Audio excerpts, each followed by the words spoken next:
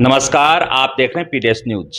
मैं हूं पीसी सैनी। हमारे चैनल पर एक कार्यक्रम चल रहा है नेता नगरी, जिसमें हम क्षेत्र के नेताओं से आपको रूबरू करवाते हैं और उनकी राजनीति के बारे में जानते हैं, उनके कार्यशैली के बारे में जानते हैं। तो आज इस नेता नगरी कार्यक्रम में हमारे मेहमान हैं मोहनलाल जी बुनकर, अजीतगढ़ से हैं।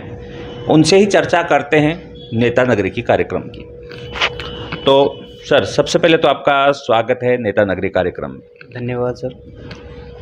मोहन जी, हम चाहते हैं कि आपका परिचय आप स्वयं दें, क्योंकि काफ़ी पद आपने ले रखे हैं। आप जिला सचिव राष्ट्रीय कांग्रेस सेवा दल, पूर्व अजीतगढ़ ब्लॉक अध्यक्ष आप रहे हुए हैं, पूर्व सरपंच से प्रतिनिधि ग्राम पंचायत अजीतगढ़ आप रहे हुए हैं, पूर्व अध्यक्ष डॉक्टर भीमराव अंबेडकर मानव कल्याण संस्था अजीतगढ़ आप रहे हुए हैं, पूर्व छात्र संघ सचिव बाबा भगवान दास महाविद्यालय चिमनपुरा सापरा जयपुर क्या आप रहे हुए हैं। मतलब राजनीति आपने कब से शुरू कर दी थी? देखो, पहले तो मैं आपको आपके चैनल के माध्यम से सभी क्षेत्रवासियों को स्वतंत्रता दिवस की हार्दिक बधाई एवं शुभकामनाएं प्रदान करता हूं। और हमारे देश को जो आज़ादी दिलाने वाले जो सैनिक थे, उनको भी श्रद्धांजलि अर्पित करता हूँ। मैं आपको बताना चाहूँगा कि मेरे पहले परिवार से कहीं भी कोई राजनीतिक क्षेत्र में नहीं था। मैं जब 2009 में छात्र संघ कॉलेज में मेरा एडमिशन हुआ, उसके बाद में जब 2010-11 में कॉलेज के छात्र संघ के चुनाव आए, तो मैंने भी मेरी किस्मत आजमाने की कोशिश की। 2011-12 के चुनाव में जब मैं छात्र संघ सचिव के चुनाव जब मैंने लड़ा, तो वहाँ से सभी छात्रों का, सभी लोगों का सहयोग रहा और मैं वहाँ से एक अच्छे मार्जिन 1500 वोटों के लगभग मैं चुनाव जीत के आया। उसके बाद मैंने सोचा कि कहीं ना कहीं अपन को छात्र राजनीति में जगह बना लिए, आगे अपने इस लाइन में समाज सेवा के जरिए लोगों के कार्य करें। उसी के समय हमने लगभग 2012 की बात है, तो एक संगठन बनाया हमने अजीतगढ़ में, डॉक्टर भीमराव अंबेडकर मानव कल्याण संस्था। उस समय प्रथम बार तो उसके अध्यक्ष हमारे साथी थे अरविंद कुमार वर्मा जी। उसमें मैं छात्र संघ से चुना हुआ था, तो मुझे महासचिव जैसी जिम्मेदारी दी गई। हमने उसमें कार्य किए, लोगों से जुड़े, शिक्षा के प्रति लोगों को जागरूक किया, नशे से दूर रहने के लिए प्रेरित किया कि भाई कैसे भी आप लोग नशे से दूर होकर एक शिक्षा के क्षेत्र में अपने कदम बढ़ाएं। धीरे धीरे हम समाज सेवा में इनमें लगे हुए थे। 2015 का समय आया। उस समय अजीतगढ़ में एक रिजर्व सीट आई, एससी रिजर्व सीट आई। मन था, इच्छा थी, पहले भी जब समाज सेवा में थे, क्यों ना अपन एक पद पे आके चेयरपर्सन बन के लोगों की सेवा करें। लेकिन 18 दिसंबर के आसपास की बात है 2014 की, तो उस समय महिला की सीट आ गई थी और मैं अनमेरिड था उस समय, शादी नहीं हो रखी थी। तो चुनाव कैसे लड़े, तो मैंने हथियार अपने ढाल दिए कि भाई कोई राजनीतिक परिवार से था नहीं, पीछे परिवार में महिलाएं थी, तो वो भी कहीं ना कहीं क्षेत्र से इसमें आई नहीं थी। जब हम लोग ही नहीं थे तो महिलाएं तो कहाँ आएगी। उसी समय लेकिन ग्रामीण क्षेत्र के जब जितने लोग थे, महानुभाव थे, उन्होंने सबने ये कहा कि नहीं यार, चुनाव आपको लड़ना पड़ेगा। तो मैंने कहा सर, मैं चुनाव कैसे लड़ूं? अगर मुझे लड़ाओगे, महिला सीट है, तो मैं तो लड़ ही नहीं सकता। तो अनमेरिड था, तो मेरी भाभी जी को हमें पता भी नहीं था कि उस समय, क्योंकि एजुकेशन भी चालू हो गई थी कि भाई एजुकेशन अनिवार्य थी कि 8वीं पास ही सरपंच का चुनाव लड़ सकता है। उस समय हमें पता भी नहीं था कि भाभी जी 8वीं पास है। लेकिन गांव वाले आए हमारे पास, 10, 20, 50 लोग आ गए घर पे। उन्होंने कहा कि आपको चुनाव लड़ना ही पड़ेगा। तो बोला आप अपनी भाभी जी को चुनाव लड़ा लें। तो पापा जी से परिवार में हमने डिसीजन किया, चलो गांव की इच्छा है, तो हम चुनावों में उतर गए और मेहनत भी की। लोगों का प्यार भी अच्छा मिला, प्रयास किया तो उसका परिणाम भी अच्छा मिला। और 2015 में 277 वोटों से हमने चुनाव जीता। उसके बाद लगातार समाज सेवा में रहे, कार्य करते रहे, गांव के हित में भी कार्य किया। लोगों की कुछ आशाएं जो हमारे साथ जुड़ी हुई थी, वो भी हमने कोशिश की कि कैसे भी पूर्ण किया जाए। धीरे धीरे समय व्यतीत होता गया। हमने फिर कार्यकाल धीरे धीरे ख़त्म हो गया। फिर उसके बाद में मुझे सेवा दल जैसे संगठन ने, कांग्रेस सेवा दल के संगठन ने मुझे ब्लॉक अध्यक्ष की जिम्मेदारी दी। फिर मैं ब्लॉक अध्यक्ष के रूप में हमने टीम भी बनाई, कार्य भी किया।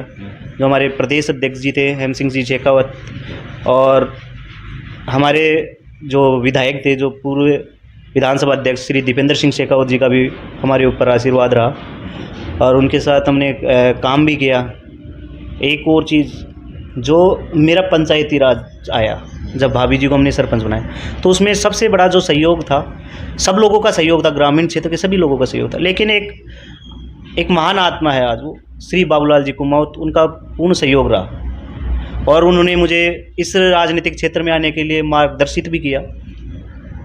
धीरे धीरे मैं उनके आशीर्वाद से, उनके मार्गदर्शन से राजनीतिक क्षेत्र में आए। फिर उसके बाद में मुझे ब्लॉक अध्यक्ष से सीधा सीकर का जिला सचिव नियुक्त कर दिया कांग्रेस सेवा दल में। कांग्रेस सेवा दल में काम करते रहे। 2023 के चुनाव आए, उसमें हमने संघर्ष किया। सीट तो नहीं निकाल पाए, लेकिन मार्जिन भी ज़्यादा नहीं रहा कांग्रेस का। उसके बाद में मुझे 2024 के जो लोकसभा चुनाव हुए, उसमें झुंझुनू का मुझे SC प्रकोष्ठ AICC उसका मुझे प्रभारी बनाया गया, झुंझुनू लोकसभा का। तो मैं झुंझुनू लोकसभा के चुनाव में वहाँ गए, प्रचार भी किया, और अपने जो सांसद महोदय जी ओला जी हैं, वो अच्छे वोटों से चुनाव जीते। फिर धीरे धीरे हम इसी राजनीतिक क्षेत्र से जुड़ाव होता गया। भविष्य में भी हम देख रहे हैं कि इस क्षेत्र में जुड़े, आगे सोच रहे हैं कि भाई जब अब आज अजीतगढ़ ग्राम पंचायत से नगर पालिका बन गई, तो अभी कुछ समय बाद में चुनाव होने वाले हैं। जैसे राज्य सरकार की घोषणा है कि दिसंबर तक के चुनाव करवाएंगे, तो हम इसमें भी अपनी किस्मत आजमाना चाहते हैं। और लोगों का प्यार और प्रेम आज भी बना हुआ है, लोगों के साथ कभी विश्वासघात करने की कोशिश भी नहीं की। लोगों का जुड़ाव अच्छा रहा है, आगे भी इसी जुड़ाव को कायम रखने की कोशिश करेंगे।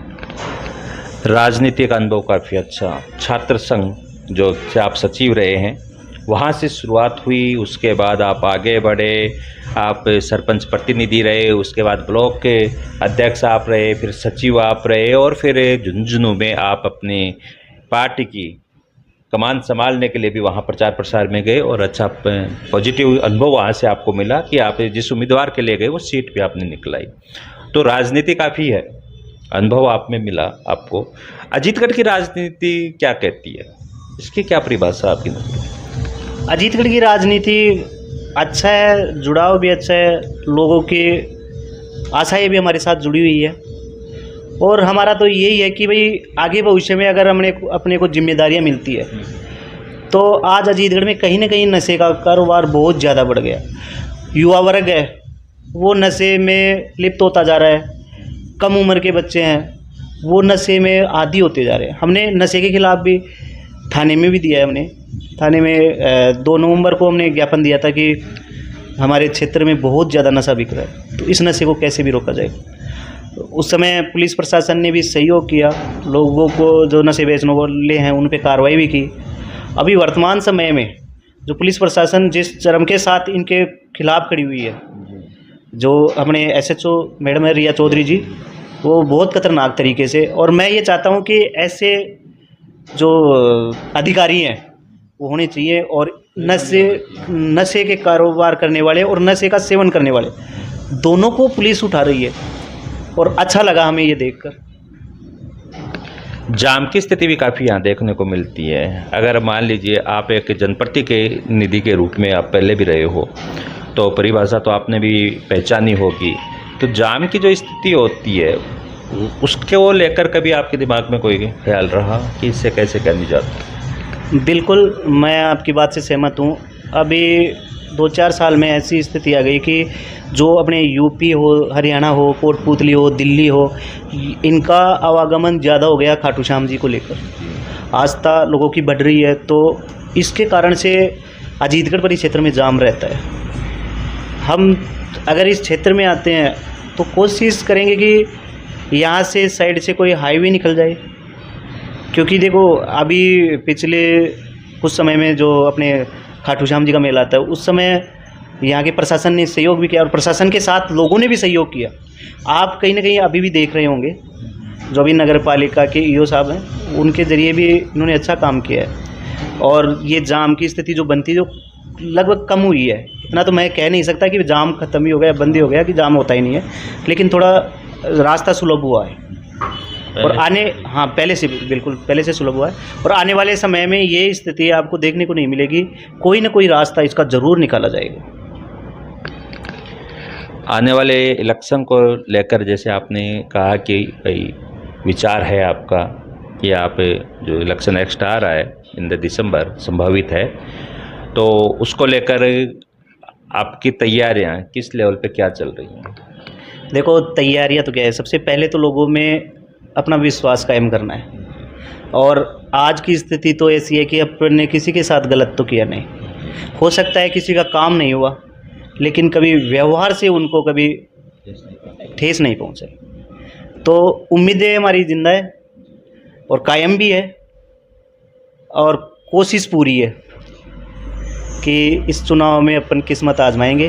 लेकिन इसके साथ ही एक चीज़ और है, जिस पार्टी से अपन जुड़े हुए हैं, कांग्रेस पार्टी से, अगर कांग्रेस पार्टी ने हमें टिकट दिया तो ज़रूर किस्मत आजमाएंगे। निश्चित रूप से कांग्रेस पार्टी भी आपके प्रति सहानुभूति रखेगी, जब आप बता रहे हो कि उनका योगदान आपके पिछले राजनीतिक कैरियर में रहा है। तो चलिए मोहनलाल जी, आपने हमें समय दिया, बहुत बहुत धन्यवाद। नेता नगरी कार्यक्रम में एक छोटा सा चर्चा का विषय हमने मोहनलाल जी बुनकर, जो कि जिला सचिव भी रहे हुए हैं राष्ट्रीय कांग्रेस सेवा दल के, पूर्व अजीतगढ़ ब्लॉक अध्यक्ष भी रहे हैं, पूर्व अध्यक्ष डॉक्टर भीमराव अंबेडकर मानव कल्याण संस्था अजीतगढ़ की है, उसमें भी इनकी भागीदारी रही है, उसके कप्तान भी ये रहे हुए हैं, और पूर्व छात्र संघ सचिव जो बाबा नारायण दास के कॉलेज है उसमें भी रहे हैं। तो इन तमाम बातों पे हमने चर्चा की, उनकी रणनीति जानी, उनका कैरियर शुरू कैसे हुआ, राजनीति में कैसे आए, राजनीति में आने के बाद उनके अनुभव क्या रहे, वो भी इन्होंने शेयर किए। उसके बाद आने वाले समय को लेकर राजनीति की भी इन्होंने घोषणा की कि किस तरह से क्या इनका प्लान है, और साथ ही इन्होंने इस राजनीति में रहते हुए पार्टी के लिए या अपने लेवल पे क्या प्रयास किया वो भी हमने जाना। इसके साथ साथ तमाम बातें हमने की। तो हम भी उम्मीद करते हैं कि आपका राजनीतिक कैरियर जो है वो उज्जवल हो, और ये चीज़ प्रेरित भी करते हैं। आपने समय दिया नेता नगरी कार्यक्रम में एक युवा के साथ हमारी चर्चा। कमेंट में जरूर बताइएगा ये नेता नगरी कार्यक्रम में मोहनलाल बुनकर जी से आप कितने क्या सहमत हैं। धन्यवाद।